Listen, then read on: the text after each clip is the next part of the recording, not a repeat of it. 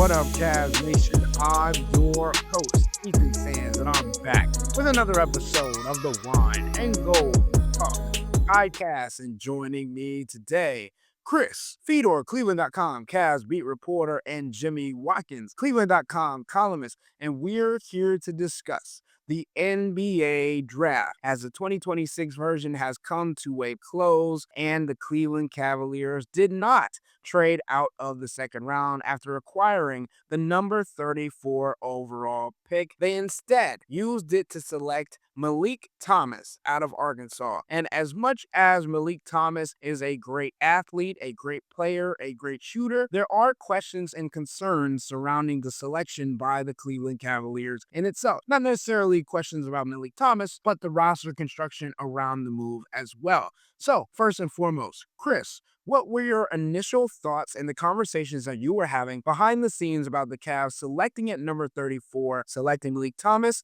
and any other player that could have potentially been in that category for them as well? Felt like to me that he was kind of the standout one for them. I am told that he was the guy that they were going to draft at 29. If they did not get the kind of trade package that they received from the Sacramento Kings, I think they looked at that Kings deal and they said to themselves, we only have to drop down 5 spots and we pick up a future second round pick and we avoid giving somebody a fully guaranteed contract in the first round. And it just, it was enough value for the Cavs to say, we're going to make this trade here.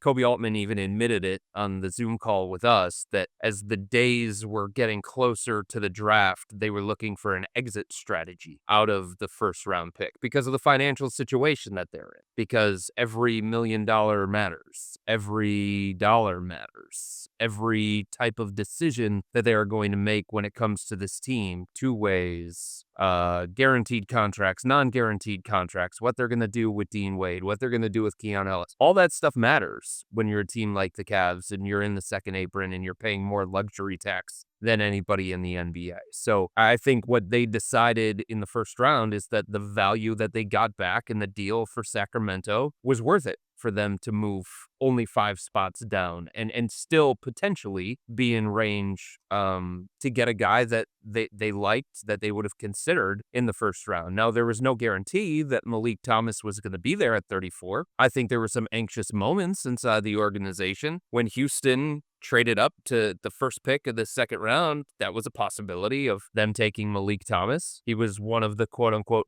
best available players on Jay Billis's big board on ESPN. He was quote-unquote one of the best available players on the Athletic billboard going into the second round. So I think that was an exhale from the organization. And then you just didn't know if he was going to go 32. Could have gone 32. Richie Saunders went 32 instead. And then Isaiah Evans went 33. So those types of players, very similar to Meleek Thomas, went 1, 2, 3. So there's no guarantee that he was going to be there at number 34. But I think once he was there at number 34, and he was the guy I'm told that they were going to take at 29, it just became an easier decision for them to say, we're not going to trade this pick. We're not going to move any further back. Let's just take a guy that we like, that we have a first round grade on, and we can be happy about the value that we extracted from Sacramento. And ultimately, we ended up with a guy that we had a first round grade on. So I think they're pretty happy as you can be about a second round pick, the 34th overall pick, who's probably going to spend a lot of time in the G League, who's 19 years old, by the way, and is buried on a crowded guard depth chart. As excited as you can be about that, given those circumstances, that's the sense that I'm getting from the Cavs tonight. It's a nice talent play, a nice best player available type of move. He was a big time high school. McDonald's All-American, top 20 guy, yes. I always like rolling the dice on those guys when their college situation is a little like he played with another lottery pick. Like him and Darius Acuff shared the court together at Arkansas. So who knows? Maybe there's some leftover meat on the bone. As things stand, what we know, the dude is a big time shooter. Elite. We're talking 41%, over 41% on 5 attempts per game in 30 college minutes per game. It doesn't matter where he catches it, how he's moving when he catches it, who's in front of him when he catches it, how much time is on the shot clock when he catches it. That thing is going up. And if he has a decent look at it, it's probably going in. So that's exciting. And he's got some pretty decent size. He's not quite a wing, He's about 6'4" in shoes, 6'6" wingspan. So the combo guard convergence continues here. And we can talk more about what that means for the rest of the guys on the roster later. But like, it's fun for down the road. Like, this guy can be something legitimately. I think like he's got some like bench scoring pop in him down the road. Now, will he realize that potential in Cleveland? I don't know. I could tell you he'll be fun to watch with the charge. He'll probably put up some crazy G League stat lines next year. But it is, given the log jam they already have at Garden, by this time next year, Dennis Schroeder and Craig Porter Jr. could both be gone. By this time next week, Dennis Schroeder could be gone. But like with Tyrese Proctor in the way as well, like I don't. That's an interesting long-term position battle for the third guard, him and Tyrese Proctor. You always give an advantage, at least in the beginning, to the incumbent, and the Cavs are really excited about Tyrese Proctor. So I could also see Meleek Thomas being like a second team guy. He's a guy that doesn't play a ton in Cleveland. Maybe they don't see a reason to keep him around much beyond his rookie deal, and then he goes and flourishes somewhere else because, again, these guys with high school juice are going to get more opportunities early in their career than the other guys who don't have that same pedigree. But he's exciting. He's fun. He can really shoot it, but that's kind of all we know right now. The defense, he needs to put on weight. He has a high steal rate. That's good. 2.8% steal rate. You like seeing that? That's usually a decent indicator of some good feel, but he is slender. He needs to get stronger, and until he does, I do not see him playing many minutes in an NBA rotation with playoff aspirations, right? Yeah, I mean, this is the situation that the Cavs are in. They're a team that is competing for a championship. They're a team that has not a finalized depth chart because transaction season hasn't begun, but a more projectable one. And there's just no place for him. We can be honest about that. The Cavs can be excited about him. We can talk about his shooting prowess. We can talk about the Arkansas record for what he shot in conference games from three-point range. The Cavs can talk about, kind of tapping into maybe a point guard type skill set when he doesn't play alongside Darius Acuff and exploring what that looks like at Summer League. But there's also a reality of this situation. Tyrese Proctor had a hard time getting minutes, right? Some of these guys that are already more established on this team had a hard time getting minutes, and this kid's going to have a hard time getting minutes too, especially when you're talking about all the different guys that are fighting for those minutes. So I think if we're being honest about it, I think the Cavs are looking at it like this. I think they see Craig Porter Jr., Tyrese Proctor, and Meleek Thomas as very, very similar types of players. And when you're projecting this forward and you're talking about the future of this organization, you've got those three guys in a cluster. And I think the Cavs are saying, if one of them hits, if one of them remains on this roster, we can celebrate that. We did our job. The odds of all three of them being here long term are very, very small. The odds of all three of them becoming something in the NBA, regular rotational players in the NBA, that is probably not a possibility. That's probably not a likelihood. But if one of them does, we've got something here, and we can celebrate that, and we can say that we did our job. Yeah, and just to hammer the point home, I think it'll be interesting because Kobe Altman reiterated to us that he is a combo guard, but they're going to try him at point guard throughout Summer League and try and get the ball back into his hands, get him a more feel. Obviously,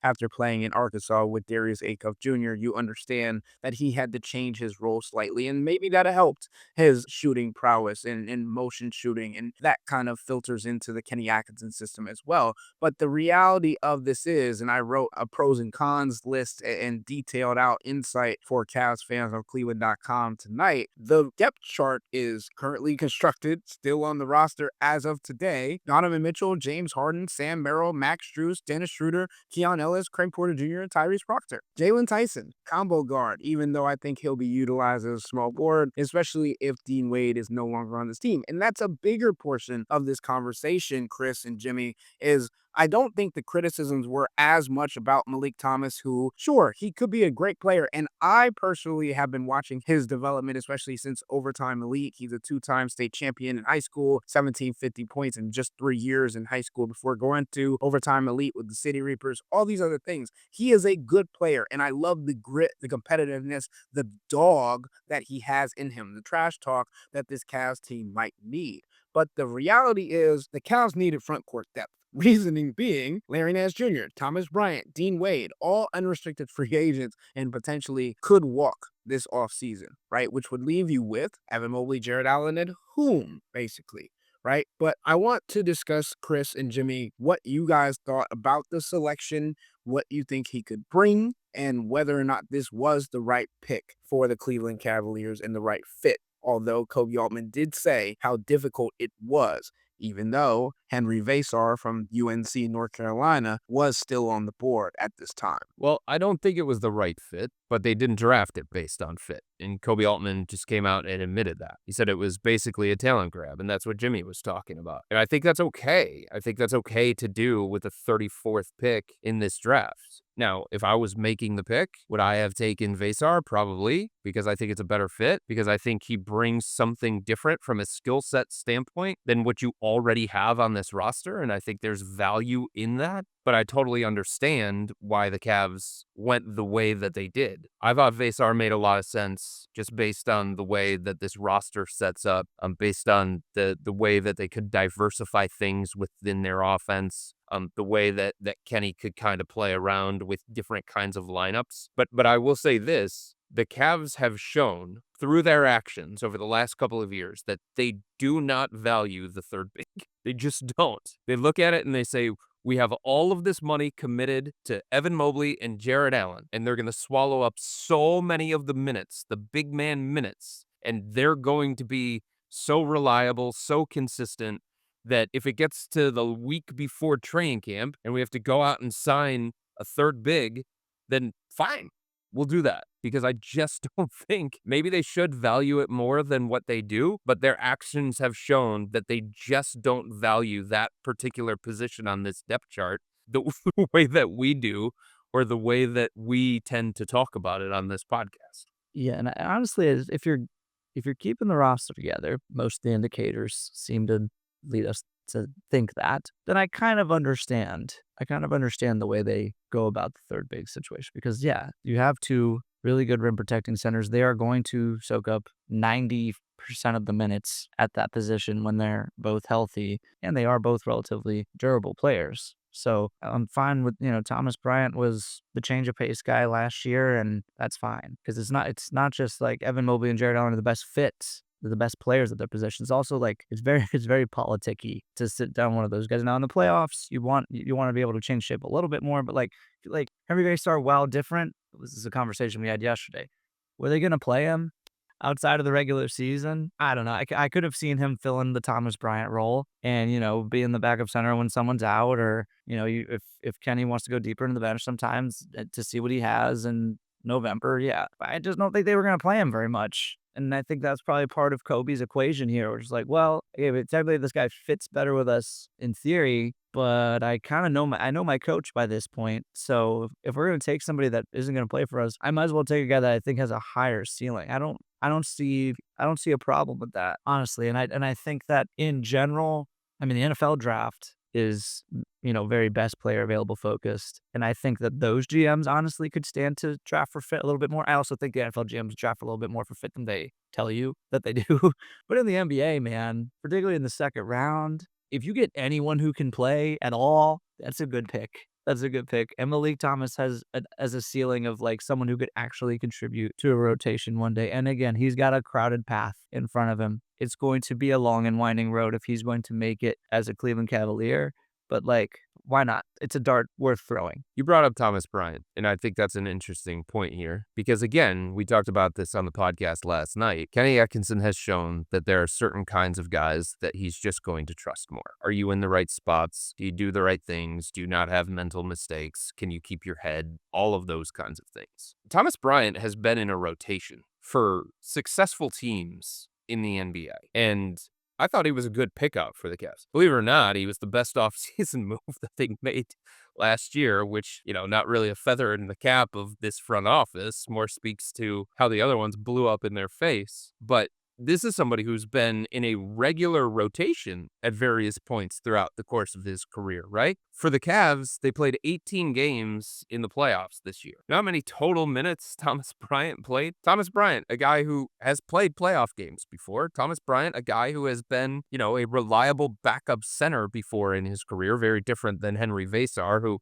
the only thing he's done has been at North Carolina. You know how many minutes Thomas Bryant played for the Cavs? 41 total minutes in 18 playoff games. Bigs just, if you're not named Evan Mobley or Jared Allen, bigs are just not going to play for this team in the playoffs. And yeah, I do think that they have to look at it like that. If they're talking about investing in something, I do think you look at the talent of one guy versus the other guy, and I think you look at the potential down the road, if it ever happens, playoff viability of one guy versus the other guy. And Kobe Altman kept using the same phrase over and over and over again, and I think it makes sense when you're talking about Meleek Thomas. There is a translatable skill set that he has. Yeah, there's downside. Yeah, there's a crowded depth chart, but the dude can shoot the bleep out of it, and that translates. You can find your way onto the floor in playoff segments just because of your ability to shoot, because of your ability to space the floor, because of your ability to be a threat, because of your ability to cause some havoc with some motion off the ball, things along those lines. Maybe he never develops that point guard skill set that Kobe Altman was talking about, but the shooting,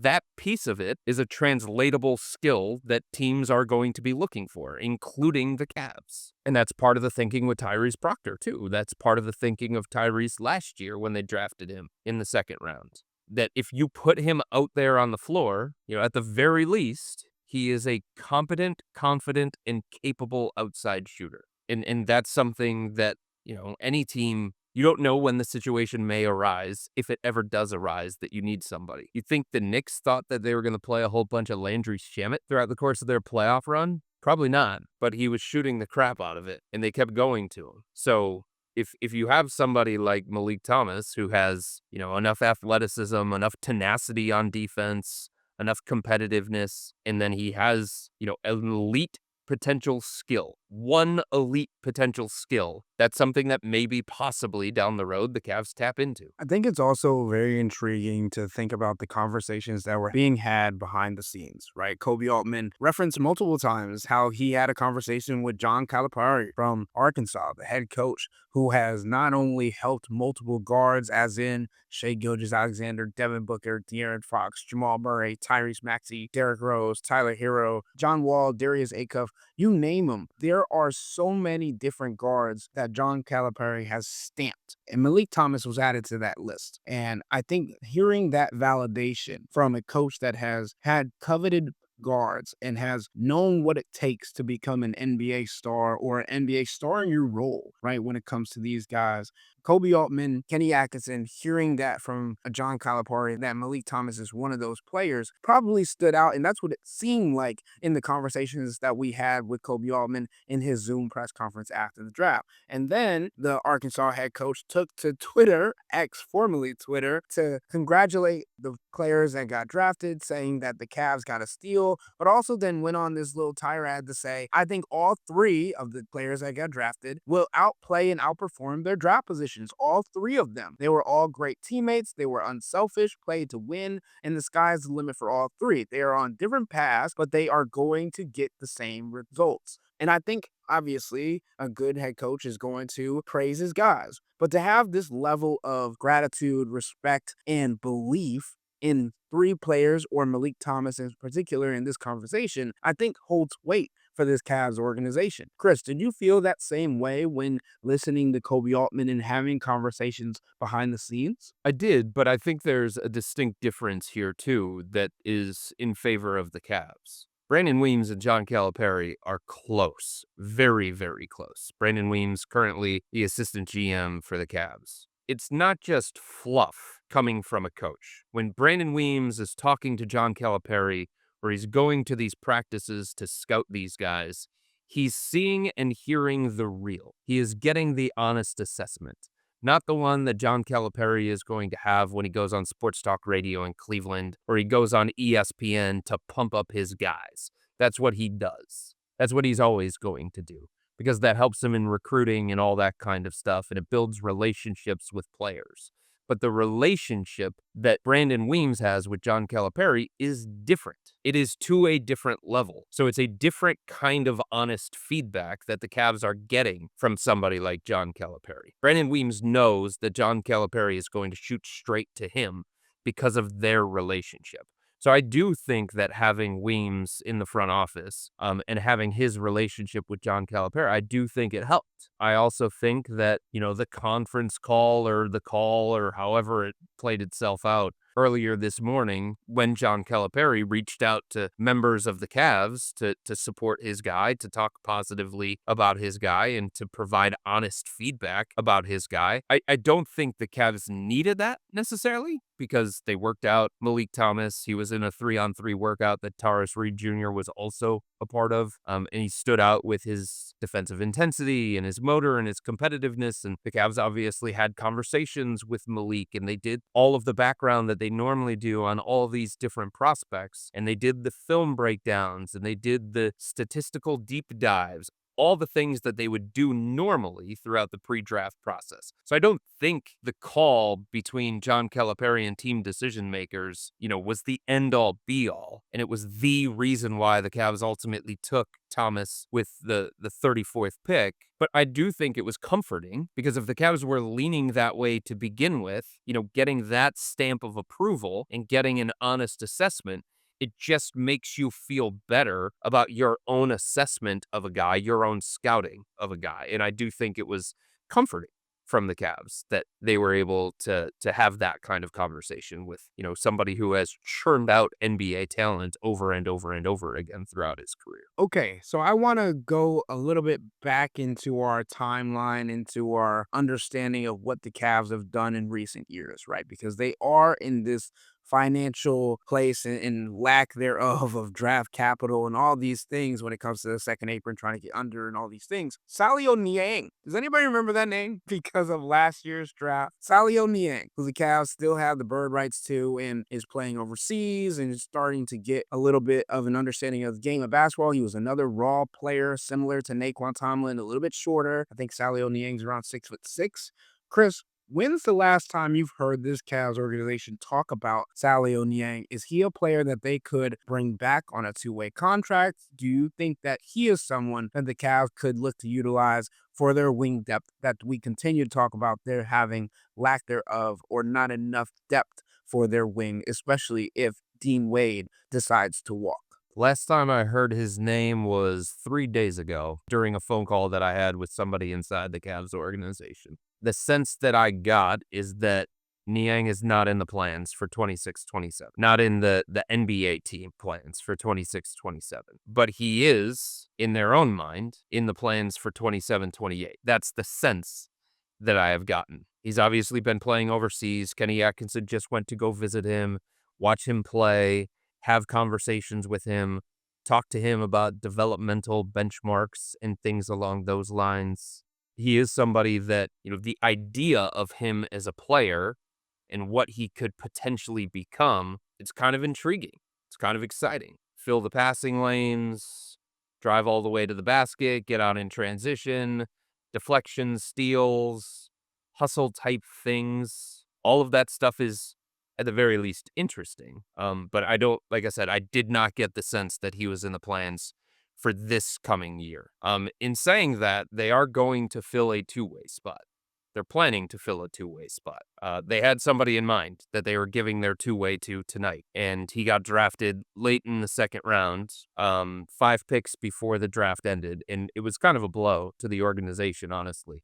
A little bit of a gut punch because they thought that Nick Martinelli from Northwestern was actually going to go undrafted. 2-time Big Ten scoring champ, but he got drafted 55th overall. I think technically it was the Los Angeles Clippers after it was all said and done, but the Cavs had conversations with Martinelli's representation throughout the course of tonight about, hey, if he doesn't get drafted, we've got a two-way waiting. Hey, if he doesn't get drafted, we've got a two-way waiting. We're really excited about him. This is our plan for him if he doesn't get drafted. But now they're going to have to find somebody else to give that two-way to because Olivier Sarr is no longer two-way eligible. He's had too much service in the NBA, technically too much service in the NBA, although he hasn't really played much in the NBA. So they do have an open two-way spot that they're looking to fill. They're also filling out their summer league roster as we speak. The headliner, obviously, of that summer league team is going to be Thomas and seeing what he can do as a de facto point guard. And they're okay with him not looking good. I think the Cavs actually like when their team doesn't advance in the summer league tournament and they don't have to play as many games in summer league. And I also think they like to experiment with guys in different roles and different positions and different situations and all that kind of stuff. So Thomas will be the headliner of the Summer League roster, but they have to fill out the rest of that Summer League roster with guys that maybe possibly could compete for a two-way spot down the line. Because if you remember who was at Summer League last year for the Cavs, Tristan and Aruna was. And then ultimately he ended up getting a two-way spot. So you just never know how these things are going to play themselves out. It's very, very difficult to predict the future and what everything is going to look like here. But that's their general plan. That's the sense that I've gotten from their general plan when talking about some of the overseas guys. Chris, you mentioned competition, you mentioned two-way contracts, and I think that brings this whole conversation full circle about Meleek Thomas because of what he is going to have to endure this next season when it comes to putting his work ethic to the brink and seeing how hard he can push some of these other guys who have been here 2, 3, 4, 5 years in the NBA and have built up that equity not only with Kenny Atkinson and his system, but also Kobe Altman in the front office, because there's an understanding that Dennis Schroeder was a guy that Kenny Atkinson wanted. And now he's going to be competing against Craig Porter Jr., Tyrese Proctor, if he's still here at the beginning of training camp. So, Jimmy, I know you had a video go up on our YouTube shorts about this competition, about Meleek Thomas also being two-way eligible if the Cavs decide to go that route. I've been told that that's probably not going to happen because he was the 34th pick in the draft. Now, if he was the 52nd pick in the draft, like maybe, possibly, they could get him on a two-way. But I've been told that that is unlikely. Still to the point of the competitive battle between the guard-filled roster that the Cavs have, Jimmy. What does that mean to you? What does that make for you when it comes to the players that they're still on the roster for the Cavs and how they're going to have to duke it out this summer and into training camp and into the start of the regular season, depending on who's still on this roster? I think it's another part of this that makes the pick make a little bit more sense. I think Dennis Schroeder's gone if they can find a suitor. I think he's the Cavs' favorite contract to try and trade this offseason. It's an expiring, so for a team who's trying to create a little bit of cap space next summer, like that could be a sweetener for them. I think someone's probably going to ask for a little something to sweeten the deal in Dennis Schroeder deal, right? But that's someone I think they're trying to get off of. If you give the Cavs truth serum, they're rooting for Tyrese Proctor to win that third guard job this summer. They really, really like him. They like what he did with his body during the regular season last year, and they think there's the potential there for someone who might be able to contribute regular season basis, and then we'll see how it goes next year. And then, if I'm Craig Porter Jr., I feel like I'm on notice right now. My last guaranteed year with the team. I haven't really carved out a consistent role for myself in Cleveland, although I think some of his spot minutes have been encouraging, and we're all still waiting on the jump shot, right? But to put it simply, buddy, they just drafted 2 players with first round grades at your position in consecutive years. They got them in the second round, but Kobe Altman's gushing about both of them, saying they're first round guy, and we have the big boards to support it. Tyrese Proctor and Meleek Thomas were both guys who people thought could go in the first round of their respective drafts. So third guard competition, it's kind of the Wild West out here. It's every man for himself. And again, Meleek Thomas, never say never. The dude's a big time shooter and he's got some size and the Cavs clearly like his mental makeup. We'll see what happens when he gets in the door. But I think that the writing is clear, kind of on the wall here. Like Tyrese Proctor and Craig Porter Jr. fighting for that spot. They can find a suitor for Dennis Schroeder this summer. So here's the other thing that I would say about Meleek Thomas. We understand the Cavs do not have a lot of trade assets. They just don't. They did get this 2032 pick way in the distant future from the Sacramento Kings, and they've got some other seconds and stuff like that. When we're having these conversations about trying to reconfigure the roster or make additions outside the roster, there's just not a lot of appealing stuff that the Cavs have that they're actually like willing to part with. Obviously, teams are going to ask for Evan Mobley. They're going to ask for Jarrett Allen. They're going to ask for Jalen Tyson. Max Strus has an expiring contract, makes him valuable. But they want all those guys. They need all those guys. All those guys are regular rotational guys for them. So if we're talking about like other components that you could piece together in potential trades, what do you have? Not a lot. You don't have draft capital. So if you're having these conversations with some of these other teams that usually want draft capital, what's the other thing that could theoretically replace them in a trade package? Young players on rookie scale team-friendly contracts. Now, is Tyrese Proctor a centerpiece of a trade package? No. Everybody understands that. Is Meleek Thomas the centerpiece of a trade package? No. But look at what Miami just did. Now, I'm not saying that the Cavs are going down that road, but who knows if they do? Look what Miami just did. They just cobbled together like a bunch of stuff and threw it all in one big trade package. So, could I see Meleek Thomas maybe one day being Yakachonis was to the Miami Heat? Sure. Could I see Meleek Thomas maybe being what Hugo Gonzalez could be for the Boston Celtics in a potential trade? If they attach him, if they're willing to? Yes, absolutely. And I think that's part of the thinking too. I'm not saying that the Cavs were saying we're going to draft Meleek Thomas at number 34 so we can just flip him in the first trade that we come up with this offseason. No, but I think there's some thought of this is a first-round talent that we're getting on a really team-friendly rookie-scale contract that if it so happens that we need to package other sweetener parts to a deal, a bigger deal, he's somebody that we could. And I think if you look at him versus, say, Baba Miller or even Vasar, somebody that we've talked about a number of times on this podcast, the Cavs are probably asking themselves, like, hey, a majority of teams in the NBA, would they value Vasar more? Or would they value Baba Miller more? Would they value Butt more? Or would they value Meleek Thomas more? I think they would say the majority of teams would value the translatable skill of Meleek Thomas, the upside potential of Meleek Thomas, and the same thing when it comes to Tyrese Proctor. So again, I'm not saying that the Cavs are turning around tomorrow and trading Meleek Thomas or Tyrese Proctor. But when you put these things together, you have to add stuff. You usually have to add a bunch of stuff to a trade, a bunch of appealing stuff for another team. And they don't have the draft capital. So they would have to have these young players that other teams would say, hey, that guy's interesting. Hey, maybe down the road he could be something. And we're talking about a 19-year-old kid with a pedigree, former McDonald's All-American, top 20 recruit. That has a level of appeal that the Cavs didn't have before making this particular draft pick. I think those are all logical and valid points that the Cavs had to take into account and are going to continue taking into account. And guys, again, I think we have to reiterate, this is just the beginning of the Cavs offseason.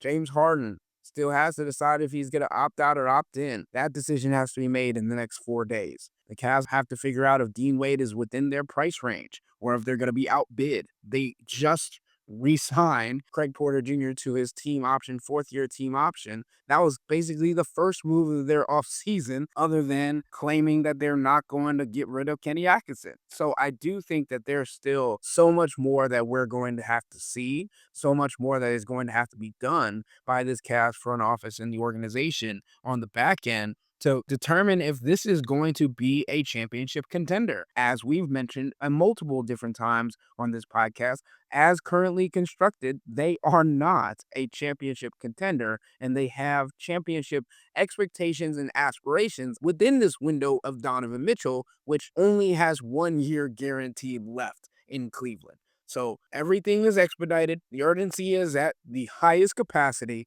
and we'll have to wait and see what the Cleveland Cavaliers do to get where they want to be, ultimately. Moving back from 29 to 34 gives them $1.5 million more that they can give to Dean Wade. Better believe that that is earmarked for Dean Wade, too. Paving that road to 15 million, baby.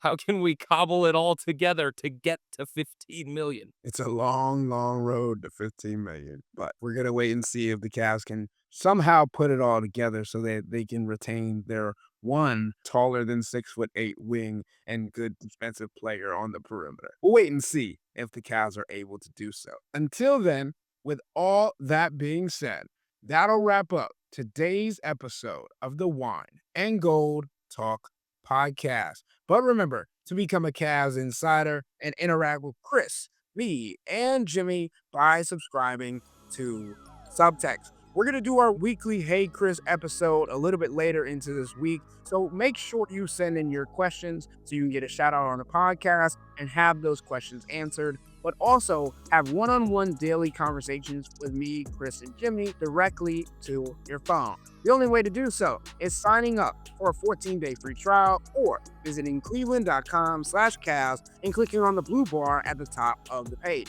If you don't like it, that's fine.